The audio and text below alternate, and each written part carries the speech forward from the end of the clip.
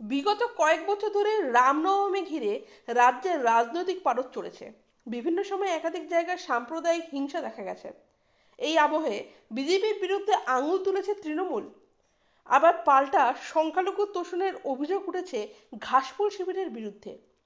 এই পরিস্থিতিতে বুধবার রামনবমী নিয়েও প্রথম থেকে বিরোধিতা শোনা গিয়েছিল রাজ্যের শাসক দল তৃণমূল কংগ্রেসের গলায়। এমনকি আদালতে পর্যন্ত রামনবমীর শোভাযাত্রা না করতে দেওয়ার পক্ষে সওয়াল করেছিল সরকার, তবে শেষ পর্যন্ত আদালতের নির্দেশে রামনবমীর মিছিল হয় সর্বত্র। আর সেই সব শোভাযাত্রা বা মিছিলের বেশ কয়েকটি ছিল তৃণমূলের আয়োজিত। হাওড়া থেকে মেদিনীপুর বিভিন্ন জায়গায় তৃণমূলের হেভিওয়েট নেতারা রামনবমীর মিছিলের আয়োজন করে জয় শ্রীরাম ধ্বনি তুলেছেন, যা দেখে হতচকিত বঙ্গ বিজেপির একাংশ। এর আগে মমতা বন্দ্যোপাধ্যায় বারবার বিভিন্ন জনসভা থেকে অভিযোগ করে এসেছেন যে রামনবমীর নামে বিভিন্নভাবে বিজেপি প্ররোচনা দেওয়ার চেষ্টা করবে। আর তার অভিযোগ ছিল এর জন্যই পরিকল্পনা করে 19শে এপ্রিল ভোট শুরু করা হচ্ছে। এইসবের মাঝেই তৃণমূলের প্রসূন বন্দ্যোপাধ্যায়, দেবাংশু ভট্টাচার্য, দীপক অধিকারী ওরফে দেব, সায়নী ঘোষদের গলায় গতকাল শোনা গিয়েছিল জয় শ্রীরাম ধ্বনি।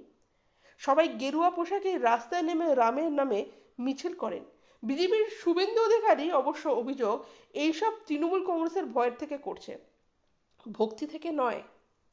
বুধবার রামনবমীর সন্ধ্যায় পশ্চিমবঙ্গের মুর্শিদাবাদে হিংসা ছড়ায়। সেই ঘটনায় একাধিক পুলিশ কর্মী জখম হয়।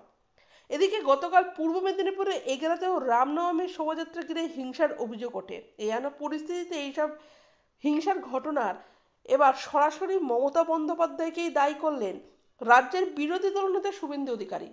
পাশাপাশি ন্যাশনাল ইনভেস্টিগেশন এজেন্সিকে দিয়ে এই হিংসার তদন্তের দাবি জানান রাজ্যের বিরোধী দলনেতা। শুভেন্দুর অভিযোগ, মুখ্যমন্ত্রীর উস্কানিমূলক বক্তব্যের কারণে পশ্চিমবঙ্গের বিভিন্ন জায়গায় রামনবমীর শোভাযাত্রা ব্যাহত হয়েছে এবং তাতে হামলা চালানো হয়েছে। এই আবহে সোশ্যাল মিডিয়ায় এক বার্তায় শুভেন্দু অধিকারী লেখেন, পশ্চিমবঙ্গ জুড়ে বিভিন্ন স্থানে বুধবার ব্যাহত হয় রামনবমীর একাধিক শোভাযাত্রা। এইসব মিছিলে আক্রমণ করা হয়েছিল। মুখ্যমন্ত্রীর উস্কানিমূলক বক্তব্যের কারণেই দুষ্কৃতীরা এই হামলা চালায়।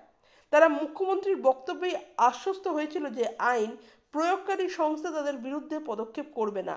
রামনবমী নিয়ে মুখ্যমন্ত্রীর অবস্থান হলো এটি একটি দাঙ্গার দিন।